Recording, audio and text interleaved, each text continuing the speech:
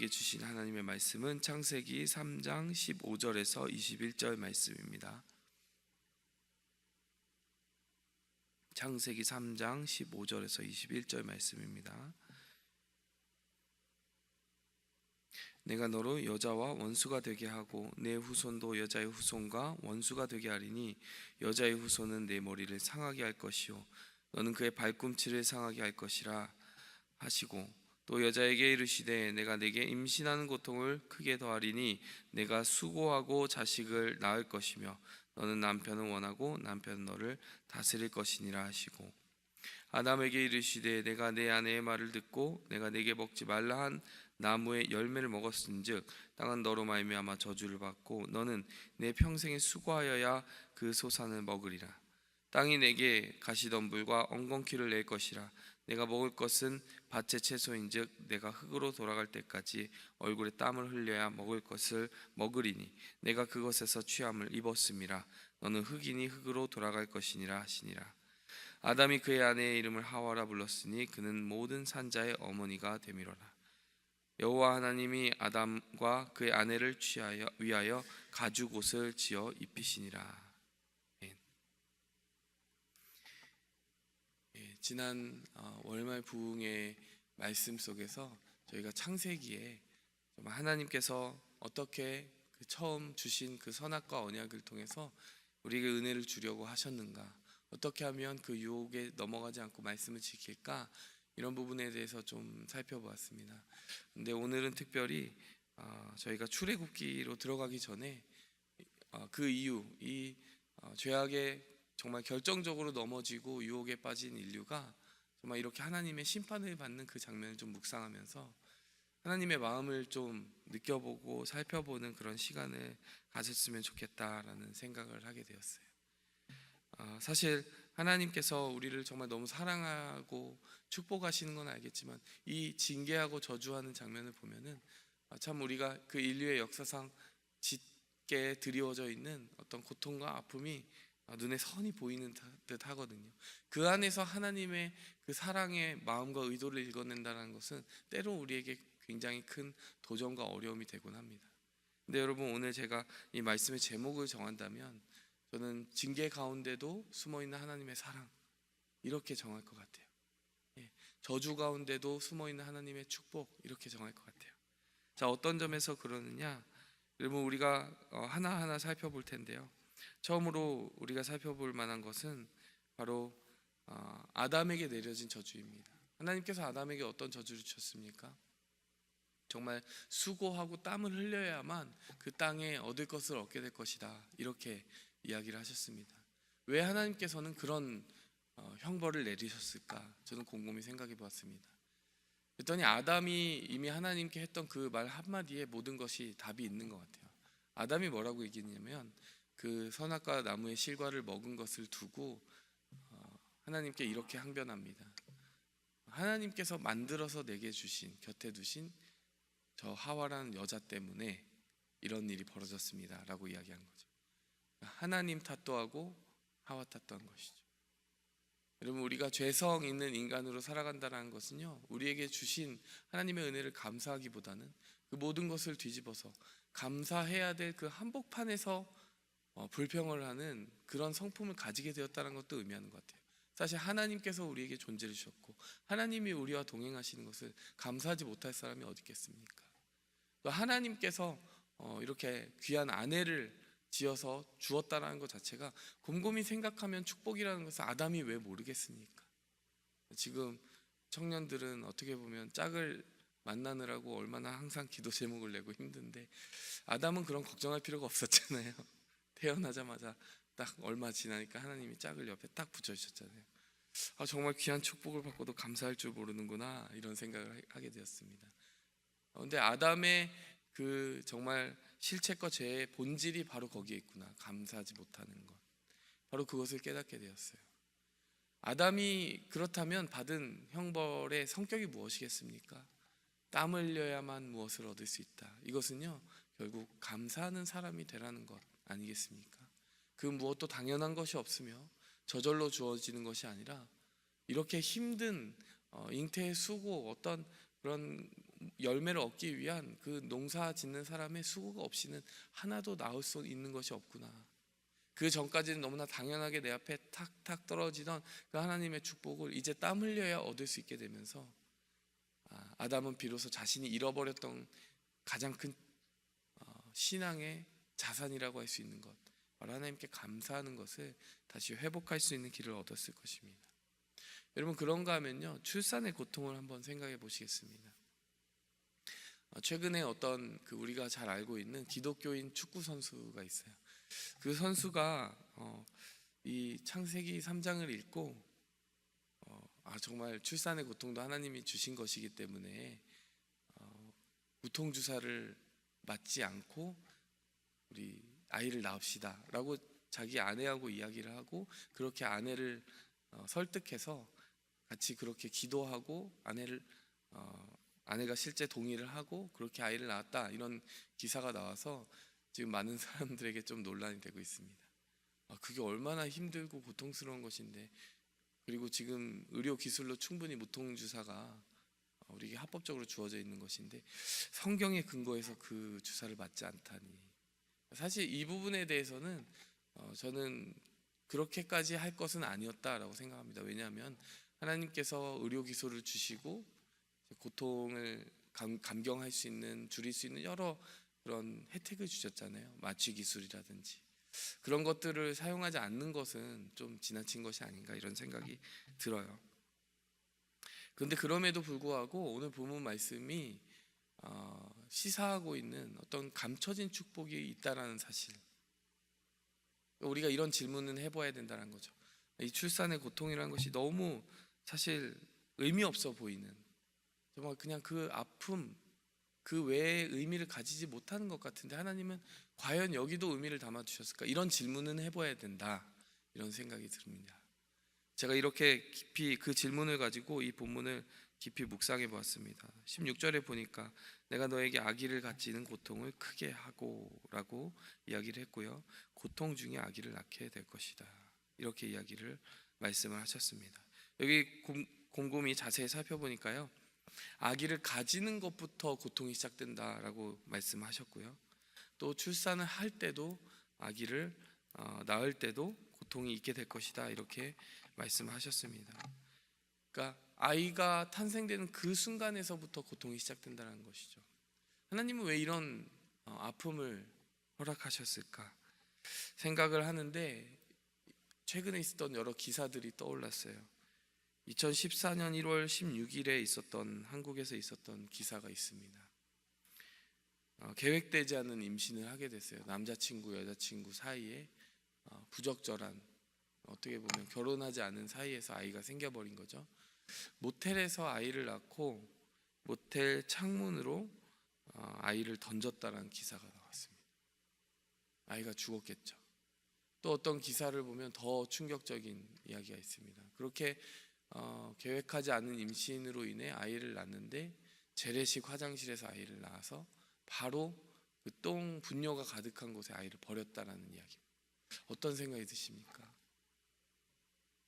이런 그게 가능할까? 이렇게 비정하게 자신이 아파서 낳은 아들과 딸을 버리는 것이 가능할까라는 그런 생각이 들지 않으십니까? 이런 생각이 들었어요. 이 세상이 얼마나 악해졌냐면 그렇게 하나님이 주신 고귀한 생명을 뒤돌아보지 않고 버릴 만큼 잔인해졌구나, 이런 생각이 듭니다.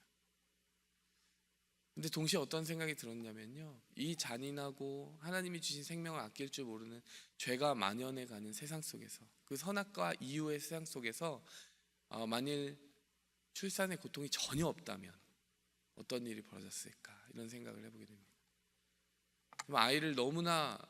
아이를 가지는데 고민도 하지 않고 계획도 하지 않고 또 그 아이를 유기하는데도 어떤 가책도 느끼지 않는 많은 사람들이 더 많이 일어나지 않을까, 이런 생각을 해보게 되는 거예요. 그러면서 오늘 본문 말씀에 비록 이 출산의 고통, 그 잉태의 고통, 임신의 고통이 정말 괴로운 것이지만 하나님께서 그 고통을 통해서 우리에게 생명이 얼마나 고귀한 것이고 아름다운 것인지에 대해서 잊지 말라는 리마인더를 주신 것일까, 이런 생각을 해보게 되었습니다. 4배 아파서 낳은 자녀에게 소중하다는 말이 있잖아요. 그 고통 속에서 정말 내 자녀의 소중함과 각별한 정이 새겨지게 된다라는 것이죠. 그러면서 그 자녀를 위해서 정말 하나님의 마음으로 품고 기르고 양육하는 정말 부모의 마음을 하나님이 감춰두지 않으셨을까, 그것을 허락하지 않으셨을까, 이런 생각을 해보게 됩니다. 그런가 하면 모두가 죽을 수밖에 없는 필멸의 운명을 가지게 된 것도 그 안에 담긴 하나님의 의미가 있다라는 생각을 해보게 되었어요. 가장 먼저 떠오른 것은 여러 독재자들이었습니다. 세상의 악을 행하면서도 막강한 권력을 가지고 있기 때문에 그 누구의 견제도 받지 않고 정말 승승장구하는 사람들이 있습니다. 만약에 그 사람들이 죽음조차 맛보지 않는다면 이 세상이 어떻게 되었을까? 여러분, 우리는 실제로 성경에서 거의 1000년에 가까운 수명을 가지고 있었던 선조들의 이야기를 알고 있습니다. 여러분, 그때 어떤 일이 벌어졌습니까? 사람의 마음의 계획이 항상 악한 것일 뿐임을 보시고 죄악이 온 세상에 관영한 것을 근심하신 하나님께서 물심판을 내리셨죠. 1000년을 살고서도 그렇게 죄악의 성품이 더욱 강화되고 부패하는 사람이라면 하나님께서 그 악이 이 세상에 관영하는 것을 보시는 것보다 세상에 정말 유한한 생명 안에서 참된 의미를 발견하라고 하는 의미로 필멸자의 인생을 주지 않으셨을까, 이런 생각을 하게 되는 것입니다. 이렇게 보니까요, 저주의 의미, 징계의 의미, 아픔의 의미밖에 없는 것 같은 그 하나님이 주신 세 가지 고통들, 땀 흘리며 수고해야 되는 것은 우리의 감사를 위한 것이고, 그 출산의 고통은 생명을 아끼기 위한 것이고, 또 필멸의 고통은 우리의 한계를 알고 겸손히 하나님 앞에 부복하기 위한 정말 하나님의 눈물 어린 징계였다라는 것을 알게 되는 것이죠. 사랑이 녹아있고 결국에는 그 안에 담겨온 하나님의 마음을 깨닫는다면 그것이 축복으로 바뀔 수 있겠구나라는 생각을 해보게 되었습니다. 여기까지 생각을 해보고 묵상을 하는데 하나님의 한 가지 깨달음 더 주셨어요. 뭐냐면 하나님께서 이 인간에게 주신 그 세 가지 아픔, 그 아픔과 저주를 하나님 자신도 동참하셨다는 사실입니다. 하나님의 아들 예수 그리스도께서 어떠한 아픔에 동참하셨습니까? 30년간 목수의 아들로 사시면서 직접 노동의 그 어려움을 몸소 체험하셨어요. 그렇지 않습니까? 그런가 하면요, 하나님의 아들 예수님께서 출산의 고통은 아니지만 그와 아주 유사한 고통을 겪으셨습니다. 이렇게 말하면 좀 어디서 예수님이 그런 고통을 겪으셨을까 질문하시는 분들이 있을 거예요. 언제 그런 고통을 겪으셨냐면 바로 우리의 영적 출산을 위해서 그런 고통을 겪으셨다라고 이야기할 수 있습니다. 여러분, 사람이 물과 성령으로 거듭나지 아니하면 하나님의 나라를 볼 수 없잖아요. 여러분, 우리를 영적으로 거듭나게 한다는 것은 얼마나 어려운 일입니까? 육적으로 생명을 잉태하는 것도 어려운 일이지만요, 예수님께서는 우리 죽은 사람들의 영혼에 하나님을 아는 그 영적인 생명을 태동하기 위해서 해산의 수고를 하신 거예요. 해산의 수고라는 표현을 쓰는 것이 적절할까요? 그럼 사도 바울이 쓴 표현을 가져온 것입니다. 사도 바울이 나의 자녀들아 너희 속에 그리스도의 형상을 이루기까지 다시 너희를 위하여 해산하는 수고를 하노니. 여러분, 영적으로 거듭나게 하는 것, 예수님을 닮아가게 하는 것, 하나님을 모르는 자가 하나님을 알아가게 하는 것, 이 모든 것이 해산의 수고 아닙니까? 예수님이 지신 그 십자가의 본질은요, 바로 우리를 영적으로 다시 태어나게 하는 해산의 수고였다는 것이죠. 생물학적인 의미를 가지고 이야기하는 것은 아닙니다. 그렇지만 이런 이야기는 할 수 있는 것이죠. 예수님이 누군가를 거듭나게 하고 생명을 주시는 일에 인간보다 더 큰 고통을 경험하셨다라는 것을 말하고 싶은 것입니다. 그뿐만입니까? 예수님 자신도 필멸자일 수밖에 없는 인간의 운명을 동참하셔서 십자가의 죽음을 맛보시지 않으셨습니까? 이렇게 본다면요, 예수님은 우리에게 아픔을 주고 또 저주를 내리는 그 하나님의 판결을요, 그냥 수수방관하고만 계신 것이 아니라 그 모든 것을 하나도 남김없이 떠안고 죽으셨다, 하나도 남김없이 자신의 모든 몸에 영혼에 새기셨다라는 것을 우리가 알 수 있는 것입니다. 자녀를 징계하다가 그 징계 때문에 더 아파하는 부모님의 모습, 거꾸로 더 큰 고통을 마음속에 담아내야 되는 부모의 마음이 거기에 고스란히 담겨 있는 것이죠. 그리고 그 자녀 대신 고통을 당할 수 있다면 기꺼이 그 고통을 받겠다라고 하는 부모의 모습이 어떻게 보면 우리의 영적인 부모이신 하나님의 모습, 예수 그리스도의 모습 안에 고스란히 담겨 있다는 것입니다. 우리가 이것을 기억했으면 좋겠어요. 첫 번째, 축복 안에도 하나님의, 저주 안에도 하나님의 축복은 숨어 있다. 하나님의 징계 안에도 절절한 눈물의 사랑은 숨어 있다. 그것을 발견하는 사람이 복된 사람입니다. 또 기억해야 되는 것이 무엇입니까? 하나님께서 그 고통을 외면한 것이 아니라 동참하셨다.